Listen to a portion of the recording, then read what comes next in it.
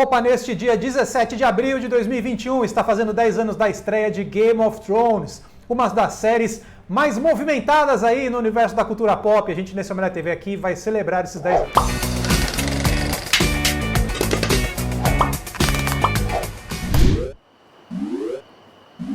Sim, estamos aí comemorando então 10 anos de Game of Thrones. Tem muita coisa de Game of Thrones aqui no Omelete já, então ó, olha ali no histórico todo aqui do Omelete TV mesmo e ó, não esquece, já assina o canal e dá um like ou dislike. Não gosta da gente? Tudo bem, dá um dislike, cara, eu não ligo. Mas o importante é você interagir com a gente. Comenta, por que você não gosta da gente? Por que você acha que o Hassel tinha que ser o próximo a morrer em Game of Thrones? Vai lá, tasca o dedo aí embaixo.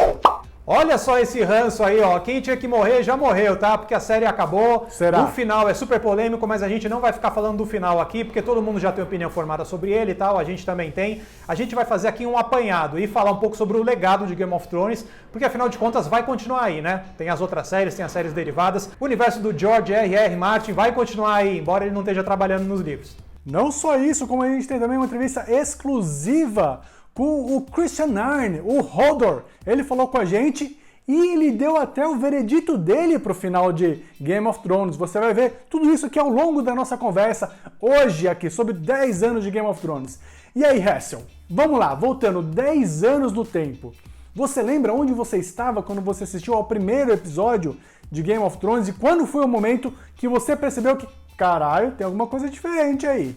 Pô, eu não lembro exatamente onde eu estava no primeiro episódio aí, mas se eu não assisti ao vivo, eu assisti nos primeiros dias logo em seguida aí. Nessa época eu ainda assinava TV a cabo, tinha HBO no cabo aqui. E eu não conhecia Game of Thrones, não sabia da história, não sabia muito o que esperar da história do Ned Stark naquela época, que naquela época ainda era a história do Ned Stark. Mas eu já sabia que realmente todo mundo falava sobre isso, os livros eram super empolgantes, todo mundo engajado na discussão dos livros. Então isso me movimentou a assistir. Muito mais do que falar, tipo, é a série agora que vai aparecer, o que será que tá vindo aí. Eu não sabia nada da história, mas ao mesmo tempo eu já sabia que isso estava movimentando toda a cultura pop. Então eu falei, pô, bora, vamos lá, vamos assistir. E aí o lance de acontecer um monte de morte lá no começo e tal, isso não me impactou tanto, lógico, impactou na medida que tipo, eu não esperava que aquilo acontecesse. Mas eu não fiquei falando, nossa, fui traído aqui porque eu tava torcendo pelo cara e tal. Tipo, eu assumi logo de cara e falei, nossa, bacana, legal que isso aconteceu, eu acho que é uma narrativa longa que vale a pena, então eu me engajar aqui e eu acompanhar, porque ela realmente está chegando aí para contar uma história sem concessões, e para mim foi o mais interessante no começo. Olha só, antes de eu continuar aqui e falar da minha parte também, quero só fazer um disclaimer aqui para você. Quando você ouvir uns barulhos muito fortes, não são dragões que estão sobrevoando a casa do Hassel e nem andando por lá, tá? É que tá rolando uma obra ali do lado, então você já fica sabendo aí o que é. Mas enfim, falando aqui da minha parte, né, o que me chamou a atenção pra caramba no começo de Game of Thrones foram sim a morte do Ned Stark, e embora, né, Xambin, a gente já sabe, né, tem Xambin, ele vai morrer logo no começo. Brincadeiras à parte, mas sim, foi a morte do Ned Stark, da forma, né, como foi feito, ele decapitado e tudo mais. E teve também os irmãos, né, tipo, numa relação super incestuosa ali, e jogando o moleque lá de cima da torre, né, o Bran. Falou, caraca, como, nossa, sabe aquele lugar que você fica perdidaço, assim. Ali foi assim, realmente, o bagulho é louco aqui, o negócio é diferente. The things I do for love. Inclusive eu perguntei também pro Christian Arne, o Hodor, quando foi que eles falaram assim, caramba, realmente a gente tá fazendo história na TV aqui, é um negócio realmente diferente de tudo que a gente já fez até agora. Vamos ver o que ele falou aí. We did the first and second seasons and they caught on, they were quite big in like America, UK, Australia, probably your part of the world as well. But then after that, the whole world just caught on. Everywhere you go, even I'm a DJ as well, and when I traveled for work, there was just fans everywhere, in far-flung places I've never heard of, and they all had watched Game of Thrones, and they were all fanatical about it, and that's when I started to realize this is really big. Ao mesmo tempo, é uma coisa que você já espera da HBO, porque é um canal que usa muito a seu favor essa coisa sensacionalista de você ter relações incestuosas, de você ter a nudez o tempo inteiro, de você ter a violência. Se você já assistiu Roma, por exemplo, você não chega surpreendido ao Game of Thrones. E, inclusive, essas séries históricas aí, nessa época tinha rolado Borgias, tem as produções aí do History, tinha as produções do Stars, que vieram, acompanharam Game of Thrones, mas tinha muita coisa que estava rolando antes, os Tudors. Então você meio que já estava ambientado nesse tipo de série, você sabe mais ou menos o que pode vir. Mas o lance pra mim é que o pacote do Game of Thrones é muito irresistível, né? Porque você tem todas essas coisas de intriga de palácio e ao mesmo tempo você tem magia, você tem criaturas gigantes, você tem zumbis. Então o pacote ele é muito atraente, sabe? Tipo, numa coisa de uma aventura barata, uma ficção científica e fantasia barata e tal. Então, tipo, pra mim foi o que me pegou logo no começo.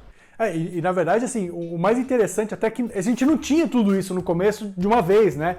Eles foram, tipo um videogame, né? Eles foram acrescentando dificuldades, né, a cada temporada ali, né? Tipo, os dragões eram ovos ainda, né? Quando começa, aí você vê os dragãozinhos tudo nascendo ali e tal. Depois, né, chega na final, na última temporada, você vê o tamanho dos lagartão lá. E a mesma coisa com os Deadwalkers, né? Tipo, tudo isso foi mudando, né? Foram aparecendo personagens e camadas novas e o mundo foi se expandindo. Eu acho que tudo isso realmente ajuda muito a contar essa história de fantasia aí. Eu também acho que essas coisas, os elementos fantásticos aí, são um grande atrativo da série. Mas além disso, o fato de ser episódio semanal, numa época que as maratonas de streaming começaram a se impulsionar de verdade.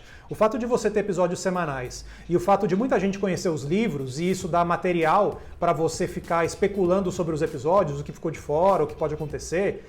Cara, isso é o que ajudou realmente a série a se impulsionar com essas coisas dos debates paralelos, de você ficar conjecturando, ficar especulando sobre os episódios. Então, foi um casamento perfeito, porque você era o final de uma fase, essa coisa dos episódios semanais, que movimentam muita discussão, que isso remota lá a Arquivo X nos anos 90. Então, você tem essa fase que está acabando, está chegando as maratonas de streaming, que não permitem tanto você discutir. E ao mesmo tempo você tem todo esse material que é super rico para você ficar discutindo, sabe? Então, eu acho que foi um casamento perfeito e vai ser muito difícil a gente ter outra série que permite que você fique falando aquela coisa da conversa do bebedor, sabe? Eu acho que vai ser muito difícil você ter outra série hoje por conta da tecnologia, por conta do material, que permita você a ter esse tipo de engajamento mesmo. Inclusive, quando eu conversei lá com o Christian Nairn, o Hodor, né, ele falou um pouquinho também sobre as teorias sobre o personagem dele, sobre o Hodor. Vamos ver o que ele falou. There's two that I can remember. One was that he was one of the Clegane brothers. Obviously, there's Sandor, Gregor, Hodor. Gregor Clegane was he was a bad brother. He burnt Sandor's face. Like, who knows what he'd done to Hodor? Maybe that's why he was the way he was. Mm-hmm. That was a theory, and obviously they're all sort of giant guys. That was a theory. I kind of thought that might be true. People thought because in the show they gave me silver hair, they were like, "Is he a Targaryen?" And it was like, I didn't say anything at the time, but as people are looking for little tiny things, but that would have been cool. But no, I wasn't. Falando de teoria, uma das minhas teorias aqui, que não é comprovada, é mais uma ideia geral assim, eu acho que a série ela foi num crescendo, ali na terceira, quarta temporada ela chegou no auge, terceira, quarta, quinta temporada, ali realmente a série estava excepcional. E aí a partir do momento que os produtores, os realizadores não tinham mais os livros para usar como material base, e até então o trabalho de decupagem, para mim, era o melhor que era feito em Game of Thrones. A partir do momento que você não tinha mais o livro e você tinha que criar muita coisa por conta própria, aí a série começou a dar uma patinada. Pelo menos essa é a teoria que eu tenho aí, quando se fala já da segunda metade de Game of Thrones.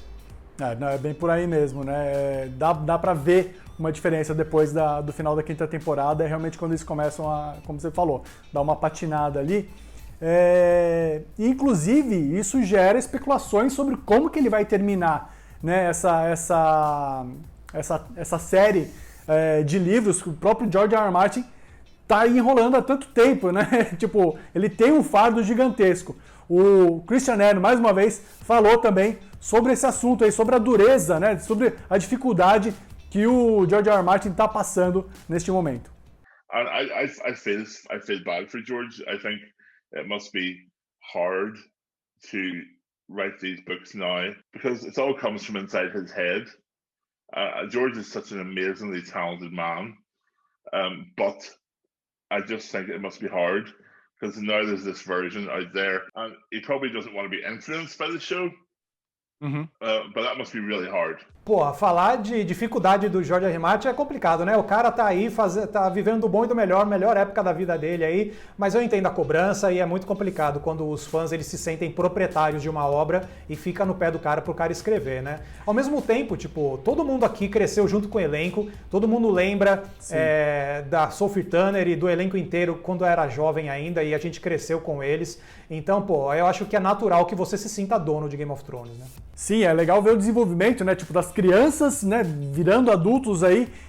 E também assumindo papéis de importância na Marvel, né? Alguns ainda ali, quando era na Fox, né? Como a Sophie Turner e a Maisie Williams participando, respectivamente, de X-Men e Novos Mutantes, né? O filme eterno aí de lançamento, que nunca ia sair. E por falar em eterno, o Eternos aí tem 2 Starks aí presente. Que eu acho que muito fã de Game of Thrones com certeza vai comprar um ingresso aí pra assistir. Olha só, um easter egg aqui pra você. O Christian Ernst falou que ele quer fazer um personagem do universo DC. Quem será que é? Assiste aí.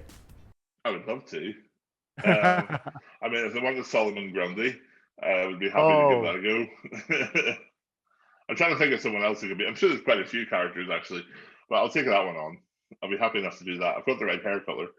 Mas é isso, Game of Thrones vai continuar aí nos corações e mentes das pessoas. A HBO ganhou muito com isso enquanto a série esteve no ar, porque ela depende muito do boca a boca para gerar novos assinantes e a série prosperou nessa época. Eu acho que muito do legado de Game of Thrones tem a ver com isso e o Christian fala um pouquinho sobre esse legado também pra gente. People still talk to me every day about the show.